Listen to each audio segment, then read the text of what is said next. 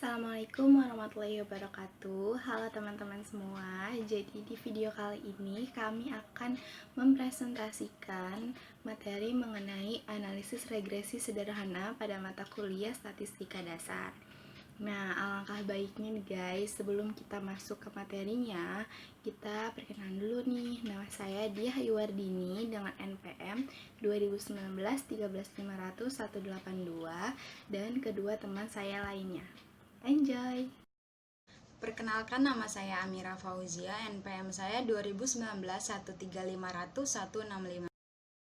Perkenalkan, nama saya Mara Hakim Siregar, NPM 2019 13500 261, kelompok 9 dari kelas R3C. Sekian perkenalan dari saya.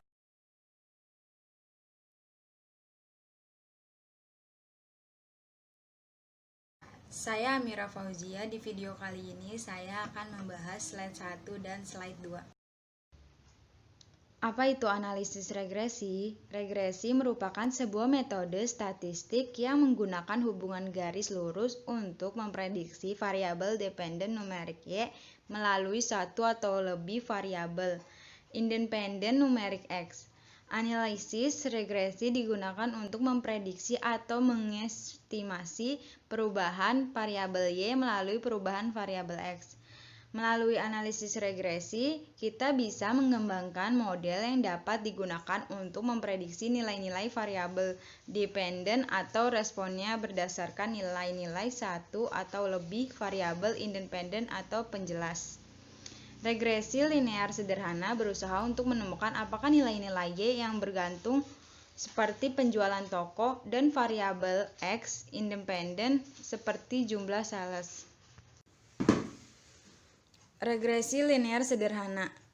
Regresi linear sederhana merupakan suatu model persamaan yang menggambarkan hubungan satu variabel bebas atau prediktor X dengan satu variabel tak bebas atau response Y yang biasanya digambarkan dengan garis lurus. Nah, di samping ini ada contoh gambar regresi linear sederhana.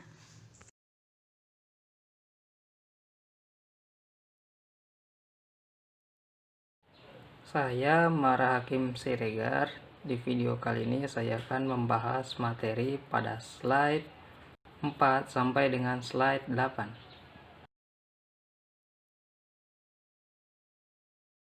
Slide 7.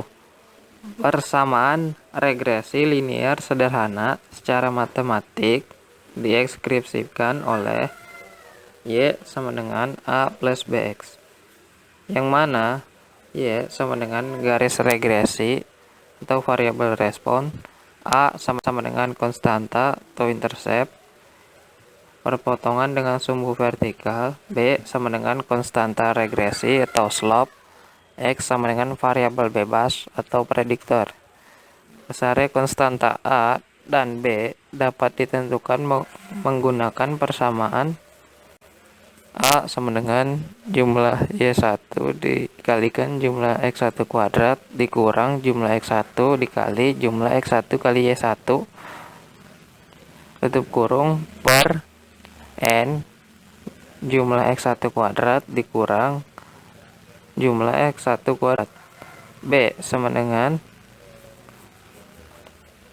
N dikalikan jumlah X1 Y1 dikurang jumlah X1 dikalikan jumlah Y1 tutup kurung per N jumlah X1 kuadrat dikurang jumlah X1 kuadrat.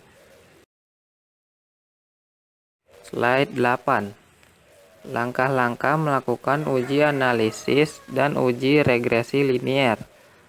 Pertama, menentukan tujuan dari analisis regresi linear sederhana. Kedua, mengidentifikasi variabel prediktor dan variabel respon. Ketiga, melakukan pengumpulan data dalam bentuk tabel. Keempat, menghitung X kuadrat, X, Y, dan total dari masing-masingnya. Kelima, menghitung A dan B menggunakan rumus yang telah ditentukan. Keenam, membuat model persamaan garis regresi. Ketujuh, melakukan prediksi terhadap variabel prediktor atau respon.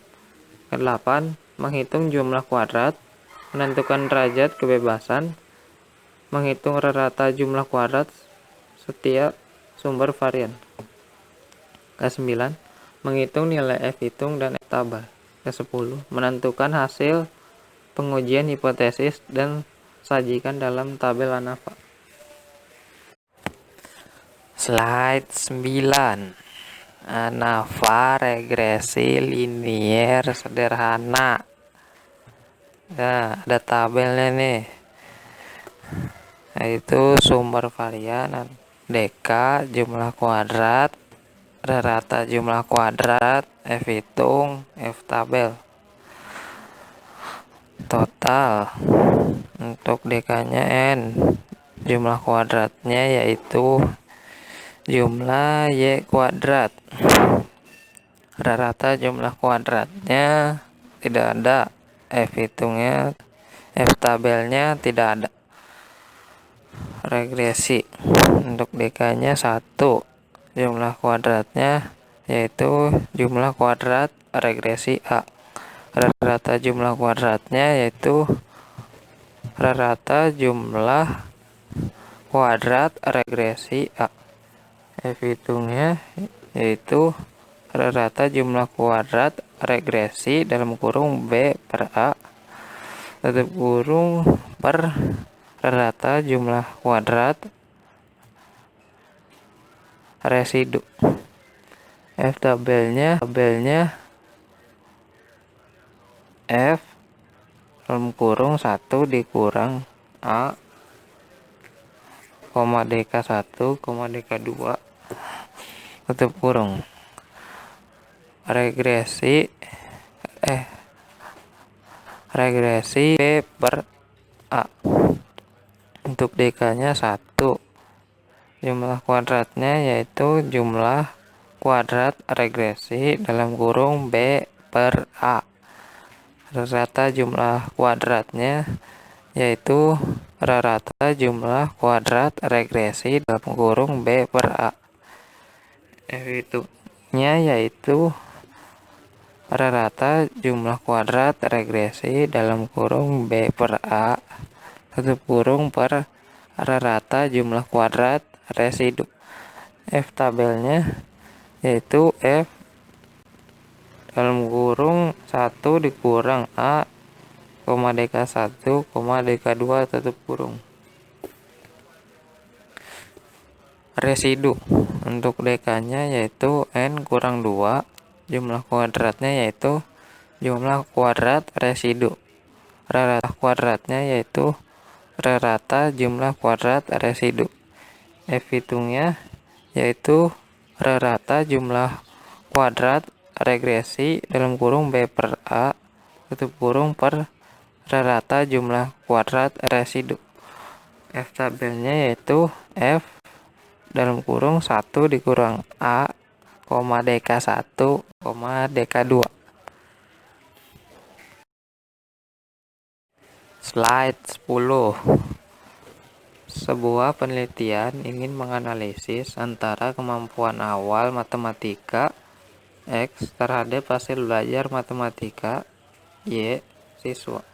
Peneliti mengumpulkan nilai kemampuan awal matematika dan hasil belajar dari 10 orang siswa. Berdasarkan data dari 10 orang siswa tersebut, tentukan persamaan regresinya. Di sini ada X dan Y di dalam tabel. X-nya 4, Y-nya 9, X-nya 5, Y-nya 8, X-nya 6, Y-nya 7, X-nya 7, Y-nya 7, X-nya 6, Y-nya 8, X-nya 7, Y-nya 8, X-nya 5, Y-nya 9, X-nya 10, Y-nya 6, X-nya 5, Y-nya 9, X-nya 12, Y-nya 6. Slide 11. Nah, di sini ada tabel, ada nomor, kemampuan awal atau X, hasil belajar atau Y, X kuadrat, Y kuadrat, XY. Nomor 1 kemampuan awalnya 4. Hasil belajarnya 9. X kuadratnya 16, dari 4 kali 4, Y kuadratnya 81 dari 9 kali 9, XY nya 36 dari 4 kali 9. Nomor 2, kemampuan awalnya 5, hasil belajarnya 8, X kuadratnya 25, yaitu dari 5 kali 5. Y kuadratnya 64, yaitu dari 8 kali 8, XY nya 40 dari 5 kali 8. Nomor 3, kemampuan awalnya 6, hasil belajarnya 7, X kuadratnya 36, yaitu dari 6 kali 6. Y kuadratnya 49, yaitu dari 7 kali 7. XY nya 42, yaitu dari 6 kali 7. Nomor 4, kemampuan awalnya 7, hasil belajarnya 7, X kuadratnya 49, yaitu dari 7 kali 7. Y kuadratnya sama dengan 49, yaitu dari 7 kali 7. XY nya 49, yaitu dari 7 kali 7. Nomor 5, kemampuan awalnya 6, hasil belajarnya 8, X kuadratnya 36, yaitu dari 6 kali 6. Y kuadratnya 64, yaitu dari 8 kali 8. XY nya 48, yaitu dari 6 kali 8. Nomor 6, kemampuan awalnya 7, hasil belajarnya 8, X kuadratnya 49, yaitu dari 7 kali 7. Y kuadratnya 64, yaitu dari 8 kali 8. XY nya 46, yaitu dari 7 kali 8. Nomor 7, kemampuan awalnya 5, hasil belajarnya 9, X kuadratnya 25, yaitu dari 5 kali 5. Y kuadratnya 81, yaitu dari 9 kali 9. XY nya 45, yaitu dari 5 kali 9. Nomor 8, kemampuan awalnya 10, hasil belajarnya 6, X kuadratnya 100, yaitu dari 10 kali 10. Y kuadratnya 36, yaitu dari 6 kali 6.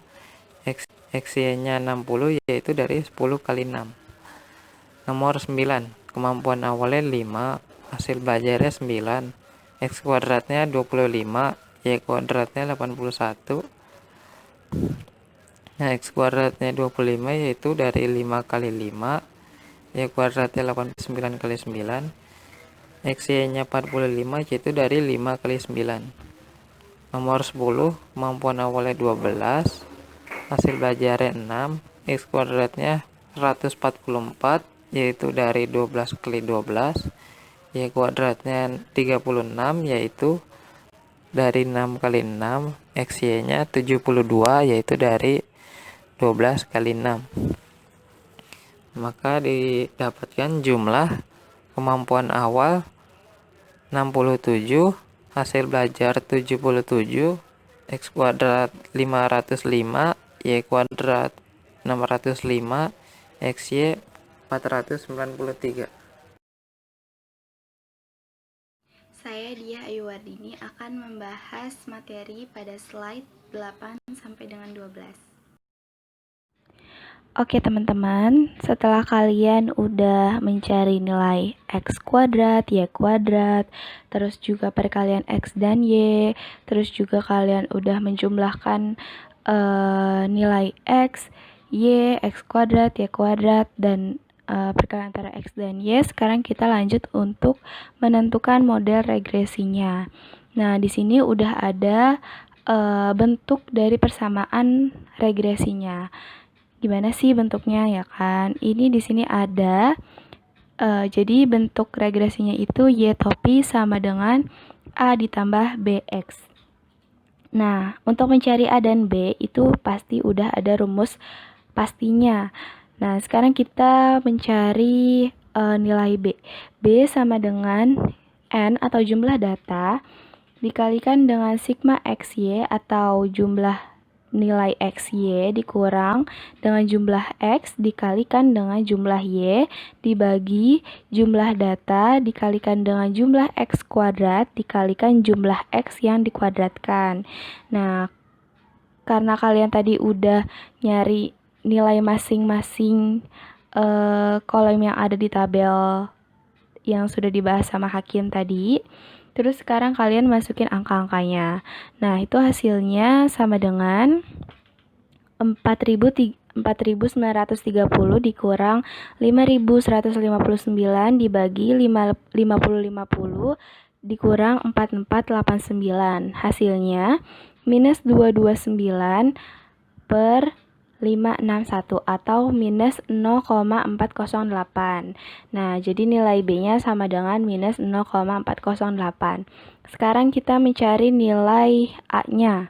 Nah, nilai A-nya ini juga udah ada rumus pastinya, guys. Rumus pastinya itu sama dengan jumlah Y dikalikan dengan jumlah X kuadrat dikurang dengan jumlah X dikalikan dengan jumlah XY dibagi jumlah datanya.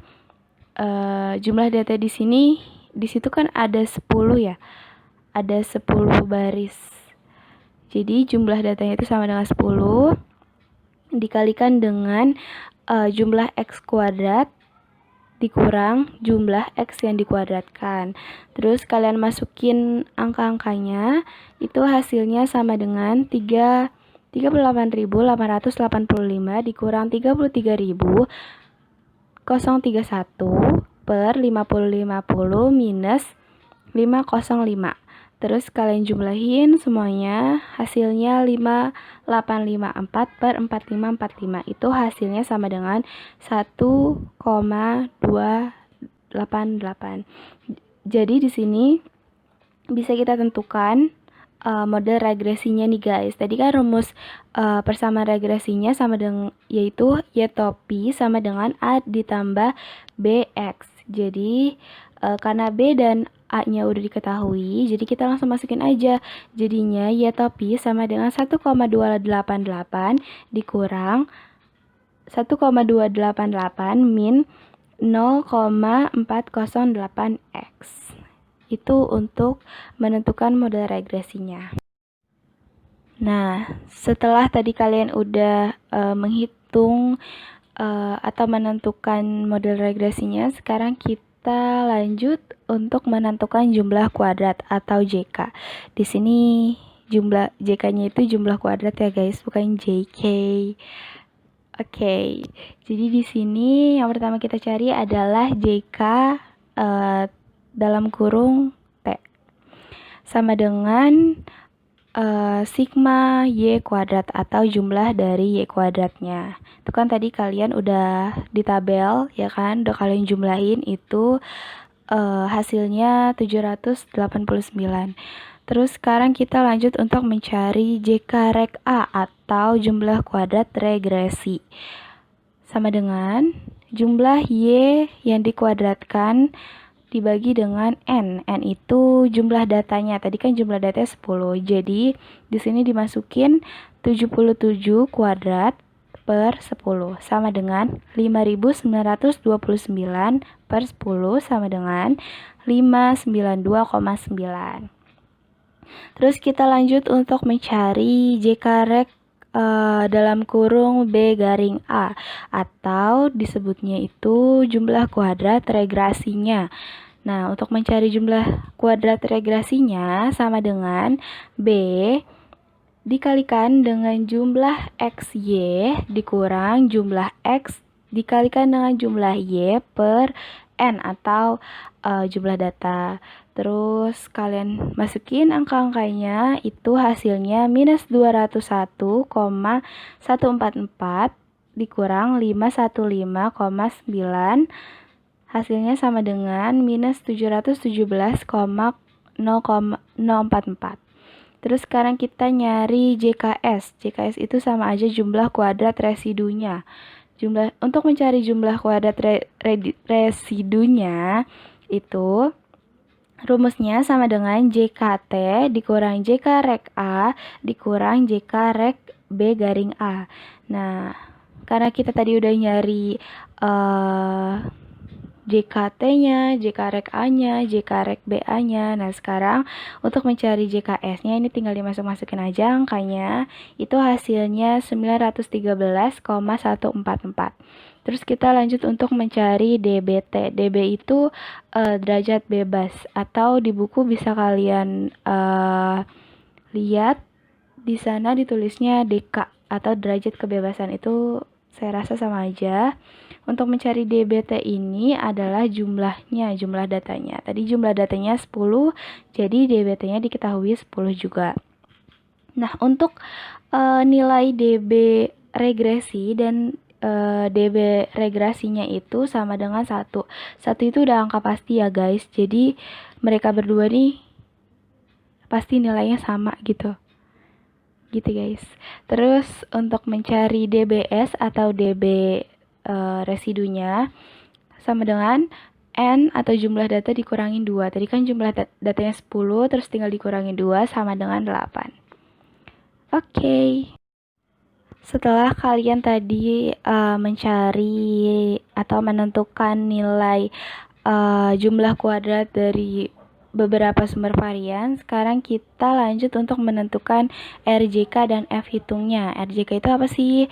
RJK itu adalah rata jumlah kuadrat dan F hitung. Nah, untuk mencari jumlah rata jumlah kuadrat itu ada rumusnya lagi guys. Di sini yang pertama kita akan cari adalah RJK dalam kurung T itu sama dengan JKT dibagi dengan DBT.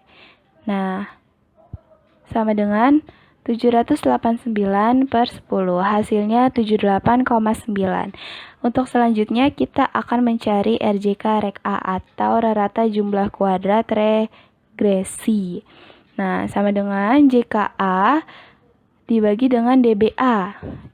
JKA-nya itu sama dengan 592,9, DBA-nya 1. Jadi tinggal dibagi aja, hasilnya 592,9. Nah, untuk selanjutnya kita akan mencari RJK Rek dalam kurung B garing A atau rata jumlah kuadrat regresinya. Nah, untuk mencari jumlah kuadrat regresinya ini tinggal dibagi aja sama 1. Sama dengan, tadi kan kita udah nyari ya JK Rek B garing A-nya. Sama dengan minus 717,044 dibagi 1. Itu jadi hasilnya minus 717,044.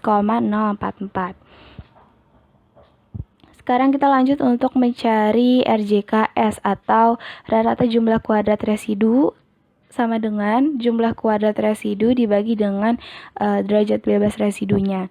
Sama dengan 913,144 dibagi dengan 8. Itu hasilnya 114,143. Nah, setelah kalian mencari masing-masing rata dari beberapa sumber varian, sekarang kita lanjut untuk mencari F hitungnya.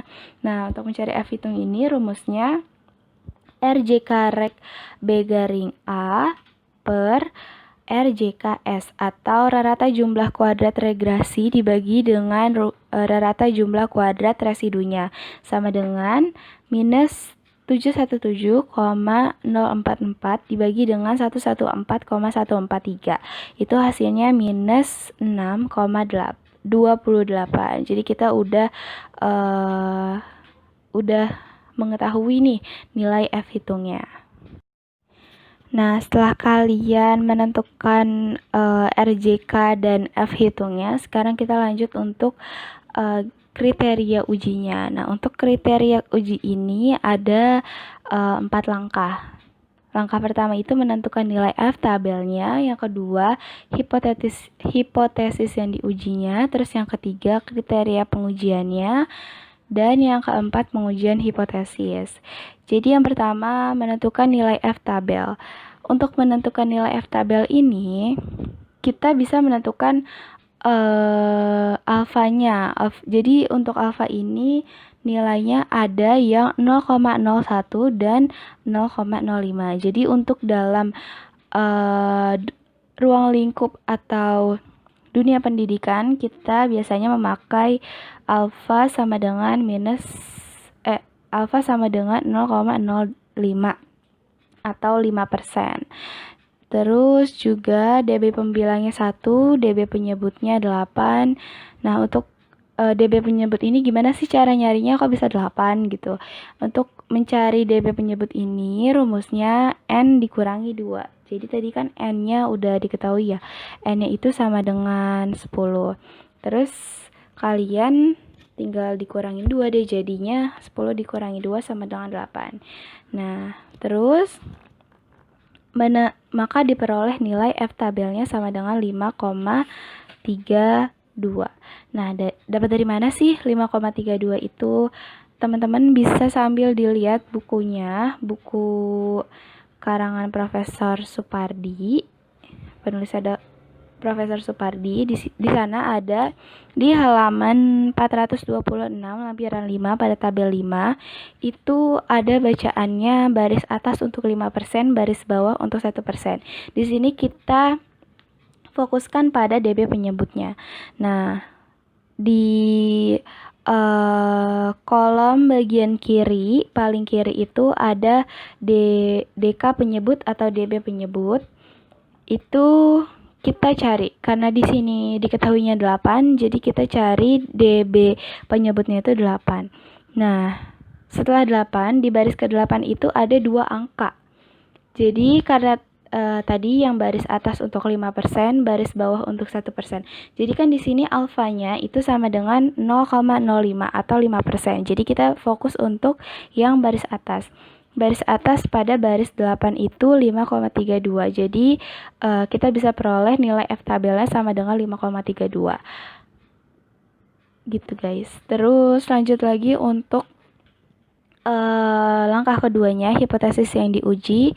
H0 beta sama dengan 0, H1 beta tidak sama dengan 0. Kriteria pengujiannya itu adalah terima H0 jika FH kurang dari FT atau jika F hitungnya kurang dari F tabelnya. Terus tolak H0 jika FH lebih besar dari FT atau tolak H0 jika F hitungnya lebih besar daripada F tabel. Terus pengujian hipotesis. Nah, karena tadi kita udah menentukan atau mengetahui nilai F hitung dan F tabelnya, jadi di sini kita bisa menyimpulkan ya guys, menyimpulkan terima atau tolaknya H0 ini. Jadi ternyata FH kurang dari FT atau minus 6,28 lebih kecil daripada 5,32 sehingga H0-nya diterima. Oke, di slide selanjutnya ini kita menentukan atau mengisi tabel ANAFA-nya. Nah, di tabel ANAFA ini ada 6 kolom. Di antaranya ada SV atau sumber varian, DK atau derajat kebebasan, JK atau jumlah kuadrat, RJK atau rata jumlah kuadrat, F hitung dan F tabelnya. Nah, pada kolom SV atau sumber varian itu ada total, regresi, dan residunya. Nah, untuk pengisiannya teman-teman bisa bagi yang punya buku karya Profesor Supardi itu ada pada halaman 231. Teman-teman bisa lihat di situ atau juga tadi kan udah dibahas sama Hakim bagaimana cara pengisian tabel ANAFA ini. Terus setelah kalian udah menentukan nilai-nilai dari beberapa sumber varian tadi, tinggal dimasukin aja pada tabel ANAFA ini deh. Nah, untuk teman-teman agar lebih mengerti lagi yang tadi sudah kami bahas, di sini ada latihan soal. Teman-teman bisa mengerjakan sesuai dengan langkah-langkah yang telah tadi kami sampaikan. Sekian presentasi kali ini. Kurang lebihnya mohon maaf. Wassalamualaikum warahmatullahi wabarakatuh.